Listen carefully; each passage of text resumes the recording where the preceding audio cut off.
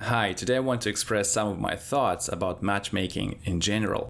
By the end of the next 10 minutes, you will understand the value of the matchmaking systems, why do we actually need them for, why do we have to maintain them, and consequences of disrespecting such systems.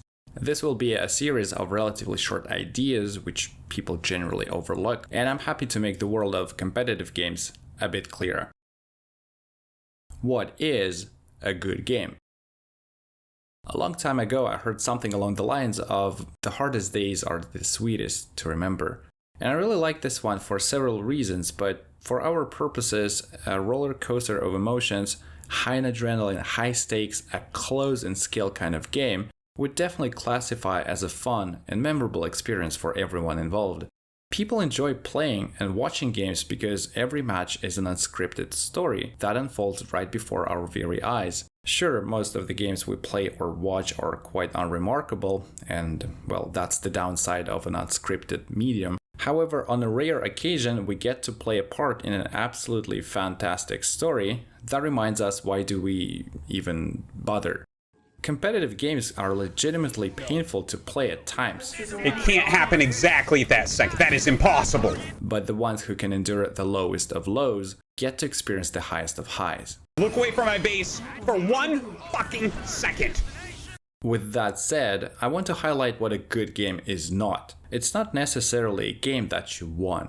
If I were to ask you about the sweetest memories about a game of your choice, you would immediately bring up something that was extremely troublesome, but in an epic battle you were able to overcome all the obstacles and prevail. A happy ending, a victory, and a personal triumph, that's a memorable story. But let's take an objective look from a spectator's point of view. Would that be a good story, if not for the personal victory part? This is an important distinction because a good performance by one side or the other doesn't necessarily translate into what we would classify as a good game. A stompy, boring game is a stompy, boring game, even if you feel happy about it. Some people might sugarcoat these one-sided games as stellar performance and outstanding preparation, but we know, they know. When we buy tickets to attend some championship world finals in person, the last thing we want is to end up watching a boring 3-0 BO5. We want the thrill, the suspense, and the nail-biter. We want the best story possible. Given the nature of the medium, we can't guarantee it, but we definitely hope for it. And the bigger the struggle, the sweeter the story. And he will take it! Oh, mine failed at the final hurdle. A long time ago, matchmaking did not exist. It just wasn't a thing.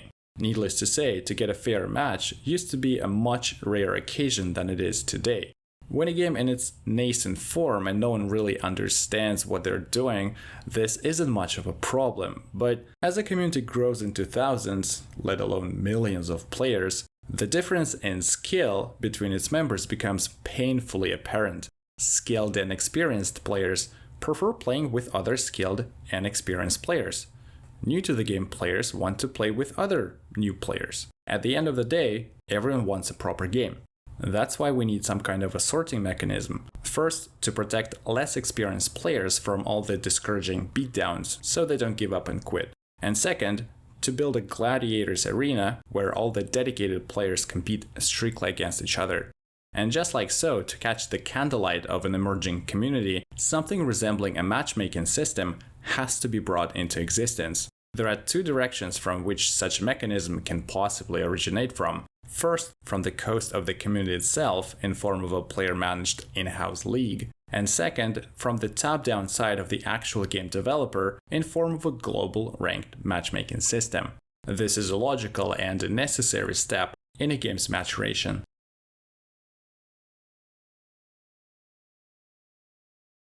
Countless flourishing games withered down in a waiting line for matchmaking. Games don't exist in a vacuum as they need players to even make sense. That's something that I'm exploring in my Missing Element series.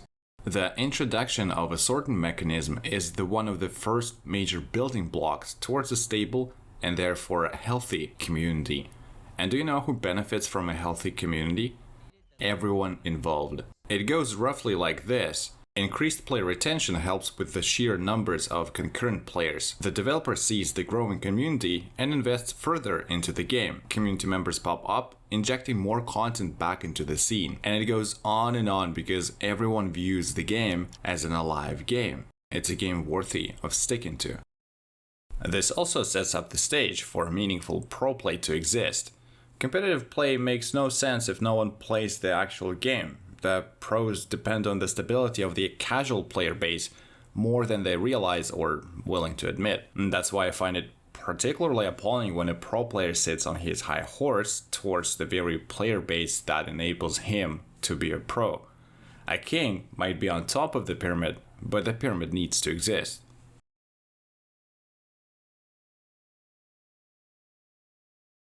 I really want to stop for a minute to explore this line of thought. In physical sports like BJJ, for example, before you start a sparring session, there is this seemingly unnecessary fist bump, touch hands kind of custom. Why? Display of sportsmanship?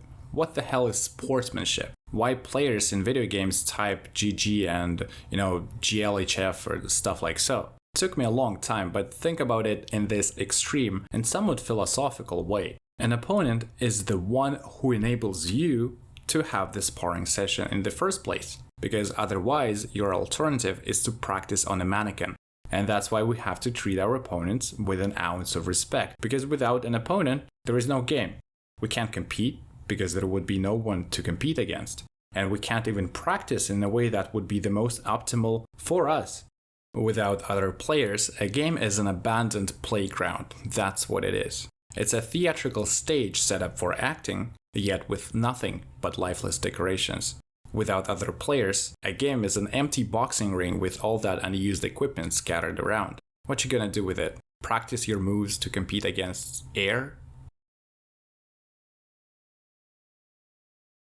So if we need an opponent for a game to be played at all, then following this line of thought, the closer in skill all the players are in a given game, the higher the chance that the game will be fun and productive for everyone involved. That's why you should really be concerned when you encounter boosters, smurfs, or account buyers in competitive games. A smurf competes against kids. A booster does this for money. An account buyer wishes he could do any of that. Simply put, these players undermine the effectiveness of the system that enables you to have a good game. The very system that is designed to find a close match, that's why it's called matchmaking, it exists so players don't have to do it themselves in hopes of a quality game. Because without a working matchmaking system in place, that's what you do.